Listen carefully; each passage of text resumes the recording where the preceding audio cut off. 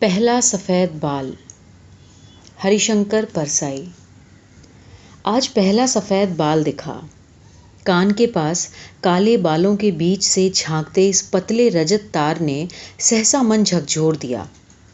ऐसा लगा जैसे बसंत में वनश्री देखता घूम रहा हूँ कि सहसा किसी झाड़ी से शेर निकल पड़े, या पुराने ज़माने में किसी मजबूत माने जाने वाले किले की दीवार पर रात को बेफिक्र घूमते गबरीले किलेदार को बाहर से चढ़ते हुए शत्रु के सिपाही की कलगी दिख जाए, या किसी पार्क के कुंज में अपनी राधा को हृदय से लगाए प्रेमी को एकाएक राधा का बाप आता दिख जाए।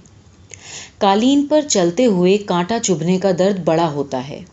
मैं अभी तक कालीन पर चल रहा था, रोज नरसिसस जैसी आत्मरति से आईना देखता, घुंघराले काले केशों को देखकर सहलाकर संवारकर प्रसन्न होता था। उम्र को ठेलता जाता था और वार्धक्य को अंगूठा दिखाता था। पर आज कान में ये सफ़ेद बाल फुसफुसा उठा। भाई मेरे, एक बात कॉन्फिडेंस से कहूँ, अब अपनी दुकान समेटना शुरू कर दो। बस तभी से दुखी हूँ।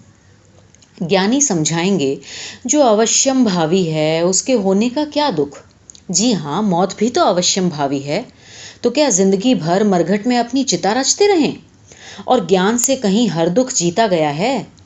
वे क्या कम ज्ञानी थे जो मरणासन्न लक्ष्मण का सिर गोद में लेकर विलाप कर रहे थे, मेरो सब पुरुषारथ थाको।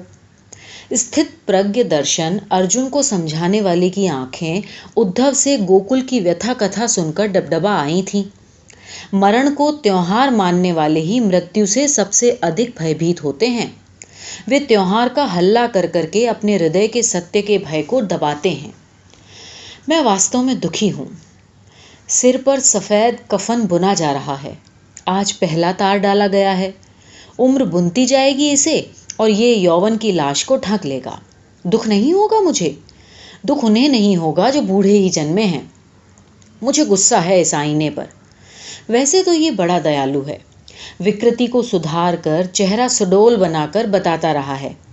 आज एकाएक ऐसे कैसे क्रूर हो गया?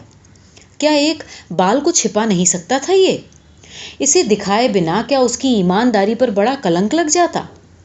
उर्दू कवियों ने ऐसे संवेदनशील आईनों का जिक्र किया है जो माशूक के चेहरे में अपनी ही तस्वीर देखने लगते हैं, जो उस मुख के सामने आते ही गश खाकर गिर पड़ते हैं, जो उसे पूरी तरह से प्रतिबिंबित न कर सकने के कारण चटक जाते हैं।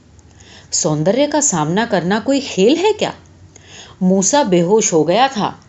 ऐसे भले आईने होते हैं उर्दू कवियों के, और एक ये हिंदी लेखक का आईना है। मगर आईने का भी क्या दोष? बाल तो अपना सफ़ेद हुआ है। सिर पर धारण किया, शरीर का रस पिलाकर पाला, हजारों शीशियां तेल की उंडेल दी और ये धोखा दे गए। सन्यासी शायद इसीलिए इनसे छुट्टी पा लेता है कि उस विरागी का साहस भी इनके सामने लड़खड़ा जाता है।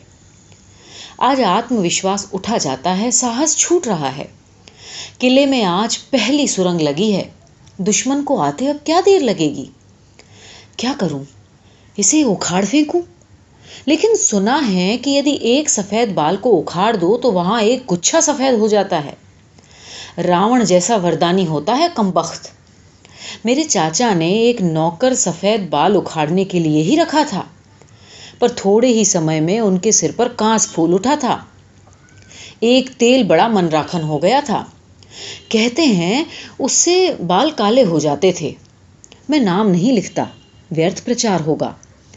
क्या मैं वो तेल लगाऊं? पर उससे भी शत्रु मरेगा नहीं, उसकी वर्दी बदल जाएगी। कुछ लोग खिजाब लगाते हैं, वे बड़े दयनीय होते हैं। बुढ़ापे से हार मानकर यौवन का ढोंग रचते हैं। मेरे एक परिचित खिजाब लगाते थे। शनिवार को वो बूढ़े लगते और सोमवार को जवान। इतवार उनके रंगने का दिन था। न जाने वे ढलती उम्र में काले बाल किसे दिखाते थे। शायद तीसरे विवाह की पत्नी को। पर वो उन्हें काले बाल रंगते देखती तो होगी ही। और क्या स्त्री को केवल काले बाल दिखाने से यौवन का भ्रम उत्पन्न किया जा सकता है? नहीं, ये सब नहीं होगा मुझसे। शत्रु को सर पर बिठाए रखना पड़ेगा। जानता हूँ ये धीरे धीरे सब वफादार बालों को अपनी ओर मिला लेगा।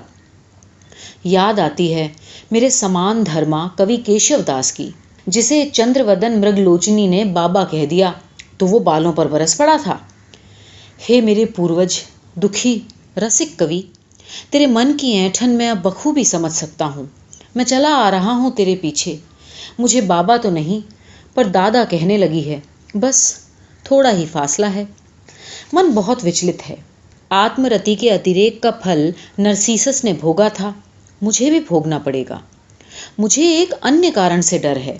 मैंने देखा है सफ़ेद बाल आते ही आदमी हिसाब लगाने लगता है कि अब तक उसने क्या पाया, क्या खोया, आगे क्या करना है और भविष्य के लिए क्या संचय किया। हिसाब लगाना अच्छा नहीं होता। इससे जिंदगी में वणिक वृत्ति आती है और जिस दिशा से कुछ मिलता है आदमी उस दिशा में सिजदा करता है। बड़े बड़े हीरो धाराशायी हो जाते हैं, बड़ी बड़ी देव प्रतिमाएं खंडित होती हैं। राजनीति, साहित्य, जन सेवा के क्षेत्र की कितनी महिमा मंडित मूर्तियां इन आंखों ने टूटते देखी हैं, कितनी आस्थाएं भंग होते देखी हैं। बड़ी खतरनाक उम्र है ये, बड़े समझौते होते हैं सफ़ेद बालों के मौसम में। ये सुलह का झंडा सर पे लहराने लगा है।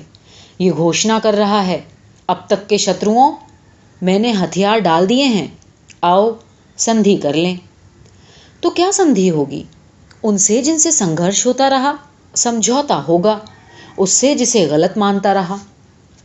पर आज एकदम ये निर्णायक प्रश्न मेरे सामने क्यों खड़ा हो गया? बाल की जड़ तो बहुत गहरी नहीं होती, हृदय से तो उगता नहीं ये सतही है, बेमानी है। यौवन सिर्फ काले बालों का नाम तो नहीं। यौवन नवीन भाव, नवीन विचार ग्रहण करने की तत्परता का नाम है। यौवन साहस, उत्साह, निर्भयता और खतरे भरी जिंदगी का नाम है। यौवन लीक से बच निकलने की इच्छा का नाम है और सबसे ऊपर बेहिचक बेवकूफ़ी करने का नाम यौवन है। मैं बराबर बेवकूफ़ी करता जाता हूँ। ये सफ़ेद झंडा प्रवंचना है, हिसाब करने की कोई जल्दी नहीं। सफ़ेद बाल से क्या होता है? ये सब मैं किसी दूसरे से नहीं कह रहा हूँ, अपने आप ही को समझा रहा हूँ। द्विमुखी संघर्ष है ये, दूसरों को भ्रमित करना और मन को समझाना। दूसरों से भय नहीं, सफ़ेद बालों से किसी और का क्या बिगड़ेगा? पर मन तो अपना है, इसे तो समझाना ही पड़ेगा कि भाई तू परेशान मत हो, अभी ऐसा क्या हो गया है, ये तो पहला ही है। और फिर अगर तू ढीला नहीं होता तो क्या बिगड़ने वाला है? पहले सफ़ेद बाल का दिखना एक पर्व है। दशरथ को कान के पास सफ़ेद बाल दिखे तो उन्होंने राम को राजगद्दी देने का संकल्प किया। उनके 4 पुत्र थे, उन्हें देने का सुभीता था। मैं किसे सौंपूं? कोई कंधा मेरे सामने है नहीं जिस पर ये गौरवमय भार रख दूं। किस पुत्र को सौंपूं? मेरे एक मित्र के 3 पुत्र हैं।